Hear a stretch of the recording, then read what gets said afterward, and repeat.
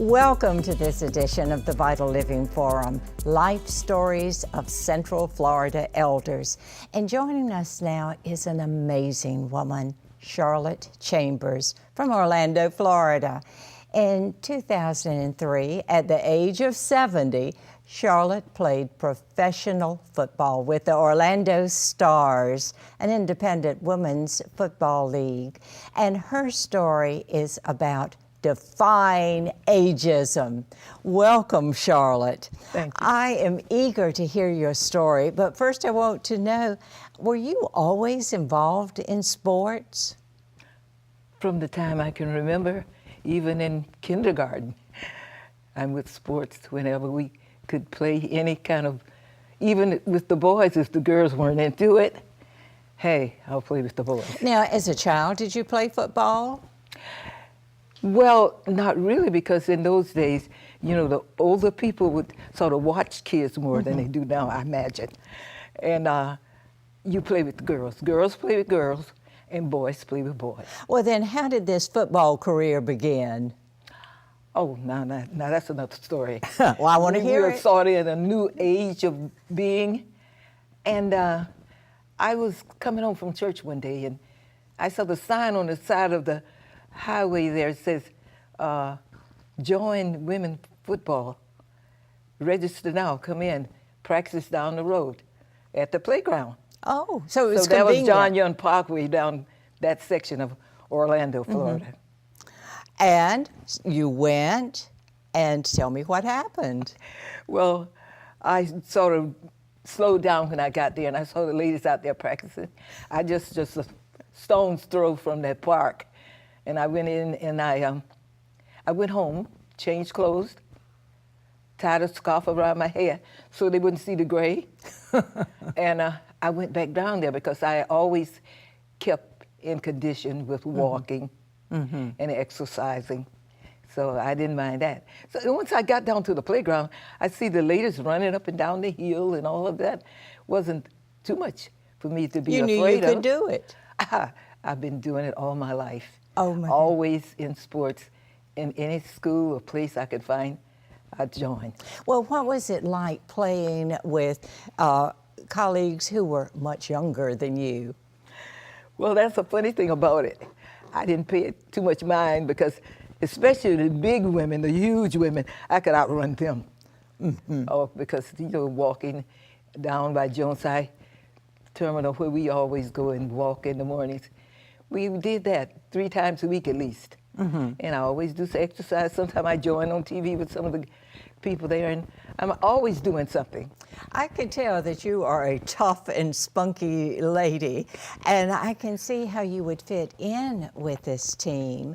And I know that at one of the games early on, you were noticed by a reporter, and as a result of that, there was some publicity. Tell me about that. Which I wasn't looking for, wasn't aware that he was It just there. happened. It just happened that way because looking back during that time, I know I was all right before the half.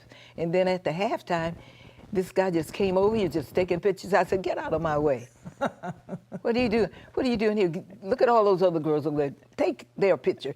He said, yeah, but not all those other girls are 70 years old. I said, well, get away from me. And because of this publicity, I understand you earned the nickname Gridiron Granny number 5. And I see that you have the number 5 on your scalp, so Yes. that was very important. That's my trademark. But now, you had local publicity, but you had more than local publicity. Tell me about that. Well, when during the time when Khrushchev and President Bush and all were having these terms, and it came on television on CBS. Oh, okay. CBS, it jumped through there. They had Bush, and then they had me go through the paper or whatever it was. and then Gridiron Khrushchev. Granny. And I said, my goodness, and someone called me, some of the people that had retired from where I worked at Prince Tech School, AI Prince Tech School in Hartford, Connecticut. And they called, and this guy said, Charlotte, have you lost your cotton-picking mind? I said, what are you talking about? I saw you on television running with a football. I said, hey, don't worry about it. Try to come and see some of my times when I be playing. Well, and I understand that you were on some national evening talk shows. And Yes, so, yes, I was, and I enjoyed every minute because I'm a big eater, and Oh. I got invited to some places where you could eat anything you want. You didn't have to pay for it, and you just have a time be on the show. Yeah. So I was on quite a few shows. Steve Harvey, Jimmy Kimmel. Jimmy Kimmel, but you know what? What? I got bumped by the movie Millennium. Oh. David Letterman bumped me on that because that was so important during that time and never invited me back. So I got a beef with him. Oh. And he's fixing to leave the air, so. Well, Yeah. he missed his chance. He missed had his it. chance. He had it. Yeah, but I'm still not satisfied. Well, I know that the CEO of the Orlando Starz, Marcia Beatty, said that you gave the team a lot of heart and soul. How do you think you provided inspiration for your teammates? Well, in the first place, I guess they never thought in a million years that an old woman like that would be playing football, which it's okay. But I enjoyed them too. They voted me to be chaplain of the team. And so when I say take a knee, they took a knee. And that was wonderful. And you truly were a member of the team. Yes, I was. They were your teammates. Punt return, free safety, good coaches and all. And, I'm thankful. Yeah, it was a for being wonderful able. experience. That's right. But I understand you've given up football now, but you have stayed active. And I want to hear about this new project that you are working on with the Sunshine Gang's Surge the Bridge. Amen. Tell me about it. Sunshine Gang is where it's at. Sunshine Gang Surge the Bridge. The bridge goes from Hartford, Connecticut to Orlando, Florida, back and forth, and it means that somewhere down the road, there may be some families that might want to play tennis or golf, but they don't have the finances and all. I have no money either.